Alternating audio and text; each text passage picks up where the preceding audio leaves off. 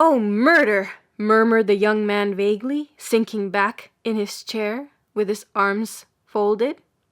He looked at Mrs. Luna with intelligent incredulity. She was sufficiently pretty. Her hair was in clusters of curls, like bunches of grapes. Her tight bodice seemed to crack with her vivacity, and from beneath the stiff plaits of her petticoat a small fat foot protruded, resting upon a stilted heel. She was attractive and impertinent, especially the latter. He seemed to think it was a great pity, what she had told him. But he lost himself in this consideration, or at any rate said nothing for some time, while his eyes wandered over Mrs. Luna, and he probably wondered what body of doctrine she represented, little as she might partake of the nature of her sister. Many things were strange to Basil Ransom. Boston especially was strewn with surprises, and he was a man who liked to understand. Mrs. Luna was drawing on her gloves. Ransom had never seen any that were so long. They reminded him of stockings, and he wondered how she managed without garters above the elbow. "Well, I suppose I might have known that," he continued at last. "You might have known what?" "Well, that Miss Chancellor would be all that you say. She was brought up in the city of reform." "Oh, it isn't the city. It's just Olive Chancellor. She would reform the solar system if she could get hold of it. She'll reform you if you don't look out. That's the way I found her when I returned from Europe." "Have you been in Europe?" Ransom asked. "Merci, yes. Haven't you?" No, I haven't been anywhere." "Has your sister?" "Yes, but she stayed only an hour or two. She hates it. She would like to abolish it. Didn't you know I had been to Europe?"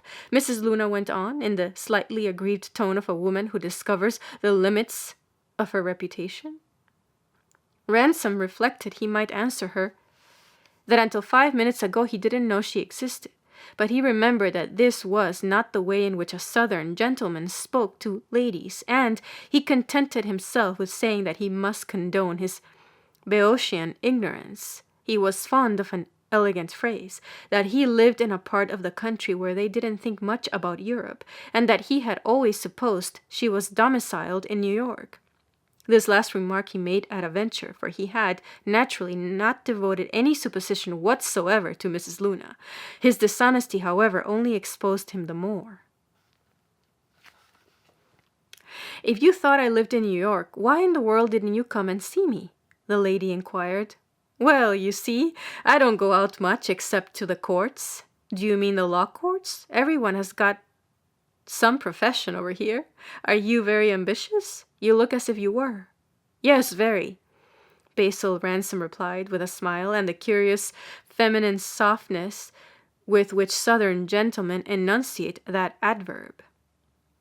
Mrs. Luna explained that she had been living in Europe for several years, ever since her husband died, but had come home a month before, come home with her little boy, the only thing she had in the world, and was paying a visit to her sister, who, of course, was the nearest thing after the child. "But it isn't the same," she said. "Olive and I disagree so much." "While you and your little boy don't?" the young man remarked. "Oh no, I never differ from Newton." And Mrs. Luna added that now she was back, she didn't know what she should do. That was the worst of coming back. It was like being born again, at one's age. One had to begin life afresh. One didn't even know what one had come back for. There were people who wanted one to spend the winter in Boston, but she couldn't stand that. She knew, at least, what she had not come back for. Perhaps she should take a house in Washington. Did he ever hear of that little place? They had invented it while she was away. Besides, Olive didn't want her in Boston, and didn't go through the form of saying so. That was one comfort with Olive. She never went through any forms. Basil Ransom had got up just as Mrs. Luna made this last declaration, for a young lady had glided into the room, who stopped short as it fell upon her ears. She stood there looking consciously and rather seriously at Mr. Ransom, a smile of exceeding faintness played about her lips. It was just perceptible enough to light up the native gravity of her face. It might have been likened to a thin ray of moonlight resting upon the wall of a prison. "If that were true," she said, "I shouldn't tell you that I am very sorry to have kept you waiting." Her voice was low and agreeable, a cultivated voice, and she extended a slender white hand to her visitor, who remarked with some solemnity.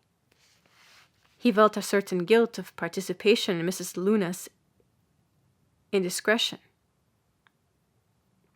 That he was intensely happy to make her acquaintance. He observed that Miss Chancellor's hand was at once cold and limp. She merely placed it in his, without exerting the smallest pressure.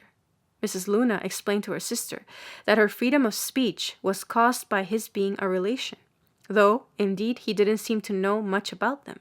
She didn't believe he had ever heard of her, Mrs. Luna, though he pretended, with his southern chivalry, that he had. She must be off to her dinner now. She saw the carriage was there, and in her absence Olive might give any version of her she chose. "I have told him you are a radical, and you may tell him, if you like, that I am a painted Jezebel. Try to reform him. A person from Mississippi is sure to be all wrong. I shall be back very late.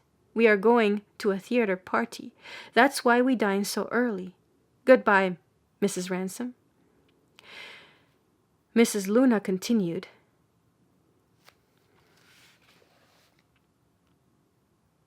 Goodbye, Mr. Ransom." Mrs. Luna continued, gathering up the feathery white shawl, which added to the volume of her fairness. "I hope you are going to stay a little, so that you may judge us for yourself. I should like you to see Newton, too. He is a noble little nature, and I want some advice about him. You only stay tomorrow?" "Why, what's the use of that? Well, mind you come and see me in New York. I shall be sure to be part of the winter there. I shall send you a card. I won't let you off. Don't come out. My sister had the first claim. Olive, why don't you take him to your female conversation?" Mrs. Luna's familiarity extended even to her sister. She remarked to Miss Chancellor that she looked as if she were got up from a sea voyage. "I am glad I haven't opinions that prevent my dressing in the evening," she declared from the doorway. "The amount of thought they give to their clothing, the people who are afraid of looking frivolous!" Whether much or little consideration had been directed to the result, Miss Chancellor certainly would not have incurred this reproach.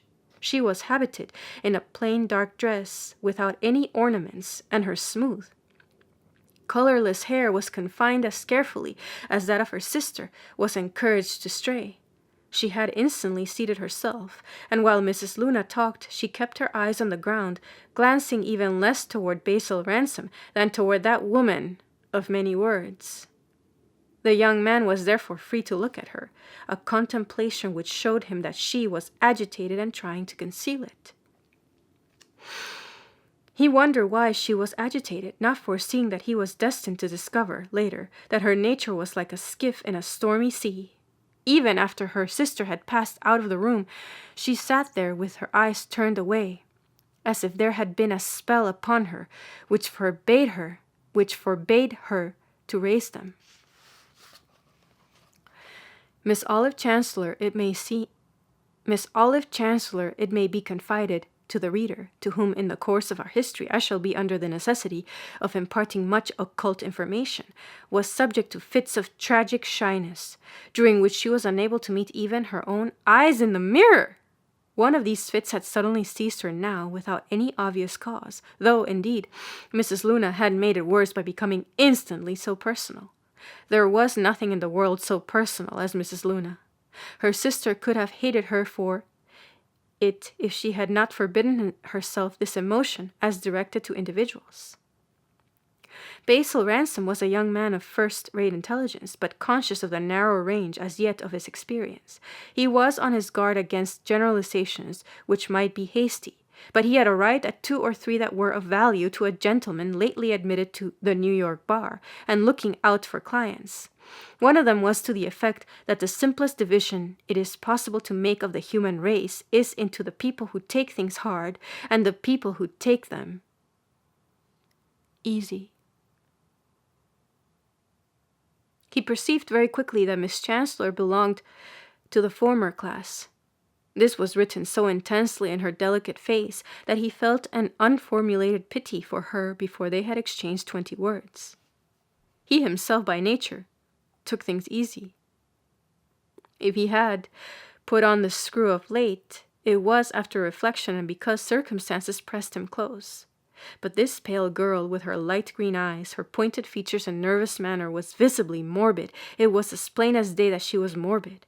Poor Ransom announced this fact to himself as if he had made a great discovery, but in reality he had never been so Boeotian as at that moment. It proved nothing of any importance with regard to Miss Chancellor to say that she was morbid. Any sufficient account of her would lie very much to the rear of that.